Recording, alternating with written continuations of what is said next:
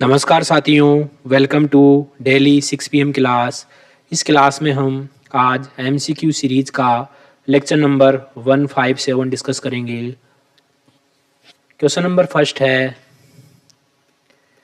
निम्नलिखित में से कौन से युग्म सही सुमेलित नहीं है, यानी कि हमको रोंग पेयर इसमें से सिलेक्ट करने हैं। एक तरफ है शासक और एक तरफ है उनके क्षेत्रीय राज्य। पहला है मुर्शिद कुली खां और इसके सामने दे रखा है हैदराबाद, जो कि गलत है। हमको पता है कि जो मुर्शिद कुली खां हैं ये बंगाल के शासक थे और इन्होंने 1717 से 1727 तक शासन किया था। दूसरा है बुरहान उल मुल्क, या फिर इनको शहादत खां के नाम से भी जाना जाता था, और ये बंगाल के शासक नहीं थे बल्कि ये अवध के शासक थे और इन्होंने 1722 से 1739 तक अवध पर शासन किया है। ओके, तो दूसरा भी गलत हो गया। ठीक है, तीसरा है मुहम्मद खां बंगस, तो इनके सामने दे रखा है रुहेलखंड, जो कि सही है। मुहम्मद खां बंगस रुहेलखंड के शासक थे, तीसरा सही है। चूड़ामन सिंह, तो चूड़ामन सिंह के सामने दे रखा है बघेलखंड, जो कि गलत है। चूड़ामन सिंह भरतपुर के जाट राज्य के शासक थे। ठीक है, तो चौथा भी गलत हो गया। ठीक है, तो हमको इसमें गलत पेयर चूज करने थे, तो इसमें पहला, दूसरा और चौथा हमारा आंसर हो गया। पहला, दूसरा, चौथा, ऑप्शन बी हमारा आंसर हो गया। क्वेश्चन नंबर 2 है, निम्नलिखित में से किसने सिराजुद्दौला के विरुद्ध षड्यंत्र में भाग लिया था? तो सिराजुद्दौला के विरुद्ध षड्यंत्र में भाग लिया था और ईस्ट इंडिया कंपनी की सहायता की थी। इनमें थे शौकत जंग, राय दुर्लभ, माणिक चंद और घसीटी बेगम। इन्होंने ईस्ट इंडिया कंपनी का साथ दिया और प्लासी का युद्ध हुआ 1757 को। 1757 में प्लासी का युद्ध हुआ, जिसमें ईस्ट इंडिया कंपनी की जीत हुई और सिराजुद्दौला की हार हुई। जो शौकत जंग है ये पूर्णिया के शासक थे। राय दुर्लभ बंगाल के बैंकर थे।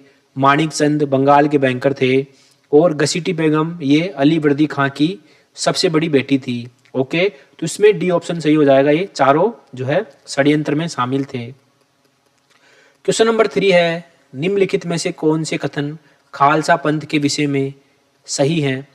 तो खालसा पंथ की स्थापना की थी गुरु गोविंद सिंह ने, और खालसा पंथ की स्थापना करने के पीछे उद्देश्य था कि सिखों को एक राज्य के रूप में संगठित किया जाए और उस राज्य को शत्रुओं से सुरक्षित रखने के लिए उस राज्य के लोगों को सैनिक प्रशिक्षण, यानी कि सैनिक रूप से ट्रेनिंग दी जाए। तो ये खालसा पंथ का उद्देश्य था। ठीक है, तो पहला स्टेटमेंट है यह गुरु गोविंद सिंह द्वारा स्थापित किया गया था, एकदम सही बात है। और दूसरा है ये एक सैन्य संगठन था, ये भी सही बात है। तो इसमें सी ऑप्शन हमारा आंसर हो गया।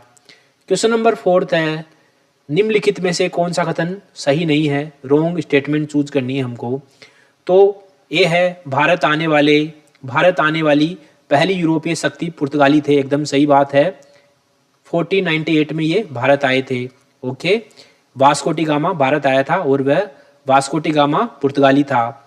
बी है अल्बुकर्क भारत में प्रथम पुर्तगाली गवर्नर था, जो कि गलत है। हमको पता है कि फ्रांसिस डी अल्मीडा भारत का प्रथम गवर्नर था और ये 1505 में गवर्नर बना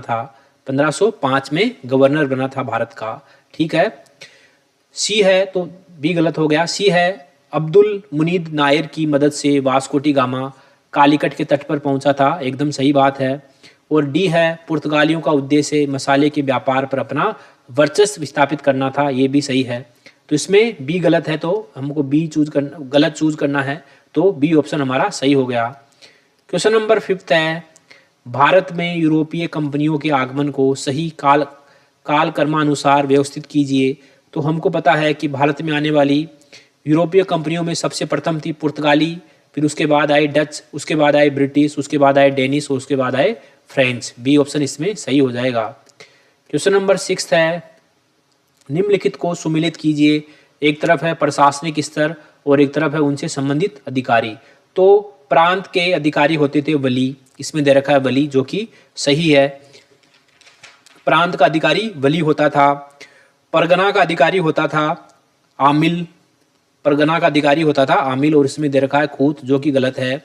और ग्राम का अधिकारी होता था खूत, इसमें दे रखा है आमिल, ये भी गलत है। ठीक है, तो दूसरा और तीसरा गलत हो गया, पहला सही हो गया। तो हमको सही सुमेलित करना है, तो इसमें केवल सी ऑप्शन सही है, केवल एक ही सही है। ठीक है, तो प्रांत का अधिकारी होता था वली, परगना का अधिकारी होता था आमिल, और ग्राम का अधिकारी होता था खूत। ठीक है, ग्राम का अधिकारी होता था खूत। क्वेश्चन नंबर 7 है, दिल्ली सल्तनत के प्रशासन के संदर्भ में निम्नलिखित को अवरोही क्रम में व्यवस्थित कीजिए।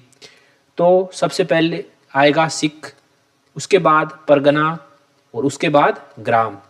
ये दिल्ली सल्तनत में प्रशासन का क्रम था, सिख, परगना और ग्राम। तो 2, 1 और 3, 2, 1, 3 बी ऑप्शन हमारा आंसर हो गया। क्वेश्चन नंबर 8 है, निम्नलिखित में से कौन से युग्म सही सुमेलित है? एक तरफ है विभाग और एक तरफ उनके कार्य। तो दीवान ए इंसा, तो हमको पता है कि दीवान ए इंसा का कार्य होता था पत्राचार का, और इसमें दे रखा है शिक्षा, जो कि गलत है। दूसरा है दीवान ए खेरात, तो दीवान ए खेरात का कार्य था जन कल्याण का, सही है। ठीक है, और तीसरा है वकील ए दर, तो वकील ए दर का कार्य होता था शिक्षा का, और इसमें दे रखा है पत्राचार, जो कि गलत है। तो इसमें जो है दूसरा सही है, तो इसमें बी ऑप्शन हमारा आंसर हो जाएगा। क्वेश्चन नंबर 9 है, निम्नलिखित पर विचार कीजिए। एक तरफ है कर और एक तरफ है उनसे संबंधित विषय वस्तु। तो जकात नामक कर, ठीक है, जकात संबंधित था धार्मिक अनुदान से, धार्मिक अनुदान। ठीक है, धार्मिक अनुदान से। खराज संबंधित था भू राजस्व से, खराज संबंधित था भू राजस्व से। और खुम्स संबंधित था युद्ध में लूटा गया धन, युद्ध में लूटा गया धन। ठीक है, तो जकात संबंधित था धार्मिक अनुदान से। ठीक है, खराज संबंधित था भूमि अनुदान से, माफ करना, भू राजस्व से। खराज संबंधित था भू राजस्व से, और खुम्स संबंधित था युद्ध में लूटा गया धन। ठीक है, तो इसमें तीनों गलत हो गए, तीनों गलत हो गए, तो इसमें डी ऑप्शन हमारा आंसर हो जाएगा। क्वेश्चन नंबर 10 है, निम्नलिखित में से कौन सा युग्म सही सुमेलित नहीं है? एक तरफ है स्थापत्य और एक तरफ है उनके स्थान।